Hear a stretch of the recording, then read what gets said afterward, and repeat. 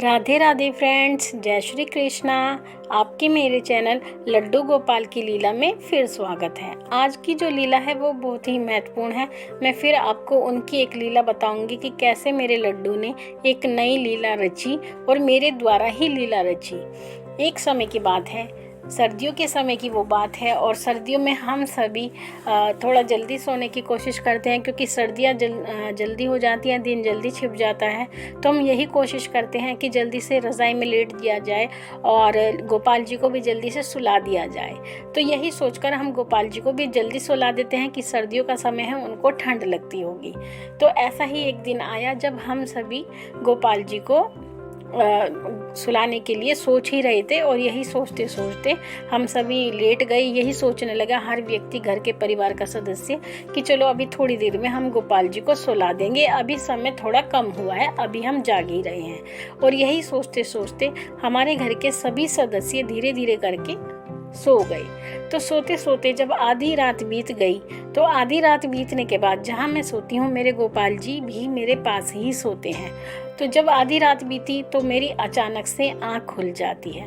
और जब आँख खुलती है तो मैं क्या देखती हूँ कि वो अपने सिंहासन पर है या नहीं। मैंने यही सोचा, क्या मैं अपने गोपाल जी को रात सुला चुकी थी या नहीं सुला चुकी थी। तो यही कन्फ्यूज़न मेरे दिमाग में था और यही सोचकर मैं लेटी हुई थी। तो लेटे लेटे जैसे ही मैंने करवट बदली और तो देखा कि मैं सिंहासन की तरफ गोपाल जी की देखती हूँ, तो गोपाल जी उस सिंहासन पर थे ही नहीं। तो जब मैंने देखा कि गोपाल जी सिंहासन पर विराजमान नहीं हैं, तो ये सोचा कि किसी अन्य व्यक्ति ने गोपाल जी को सुला दिया होगा। तो यही सोचकर मैं आराम से सो गई कि चलो गोपाल जी भी अब सो चुके हैं, तो अब मैं निश्चिंत होकर सो जाती हूँ।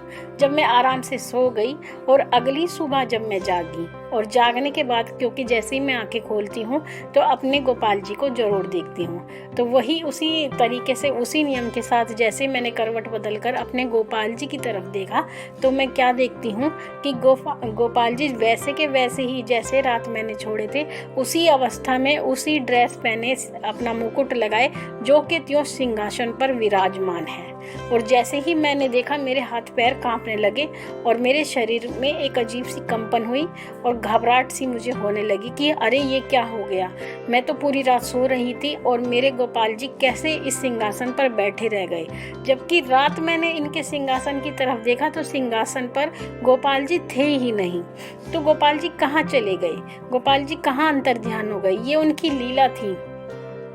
उन्होंने मुझे परेशान ना करने की बजाय वहाँ से अंतर्ध्यान होना ज़्यादा उचित समझा। उन्हें पता था अगर ये मुझे बैठा देखेगी तो उठकर मुझे अवश्य ही सुलाएगी, और जिस कारण से मुझे कोई ना कोई असुविधा होगी।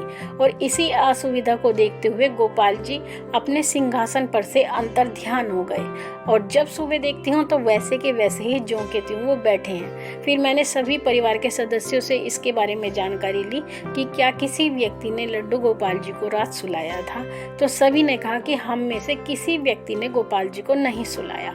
तो फिर गोपाल जी रात के समय सिंहासन पर कहाँ चले गए, कहाँ गायब हो गए थे, और रात के बाद वो सुबह को कैसे प्रकट उस सिंहासन पर हो गई, ये बात मैं नहीं जान पाई। लेकिन मैंने यही सोचा कि मेरे गोपाल जी ने यही सोचा होगा कि माते अब उठेंगी और उठकर जब देखेंगी कि गोपाल जी बैठे हुए हैं तो वो रज़ाई में से उठकर मुझे सुलाने का प्रयास करेंगी, वो सभी कार्य करेंगी। तो मेरी असुविधा से मुझे बचाने के लिए मेरे गोपाल जी वहाँ से अंतर्ध्यान हो गई। मैं उनकी ये लीला बहुत बड़ी मानती हूँ। उनके हृदय में मेरे लिए इतना प्रेम है कि वो मेरी छोटी सी भी असुविधा नहीं सह पाए। तो मित्रों, गोपाल जी जब आप अपने घर में रखते हैं तो इनका जो प्रेम और माधुर्य है वो पूरे घर में फैल जाता है। जब से मेरे गोपाल जी मेरे घर में आए हैं, तब से मेरे घर में हर व्यक्ति प्रसन्न रहता है। गोपाल जी हमारे परिवार के सदस्य नहीं कह सकती, हमारे परिवार की आत्मा है। हमारा जीवन रहे ना रहे, लेकिन हमारे गोपाल जी की कृपा और उनका जो माधुर्य है वो सदैव हमारे घर में बना रहेगा।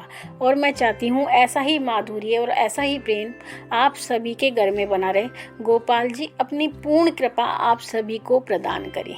आपसे फिर मिलूंगी अपनी अगली लीला में। तब तक के लिए राधे राधे, जय श्री कृष्णा।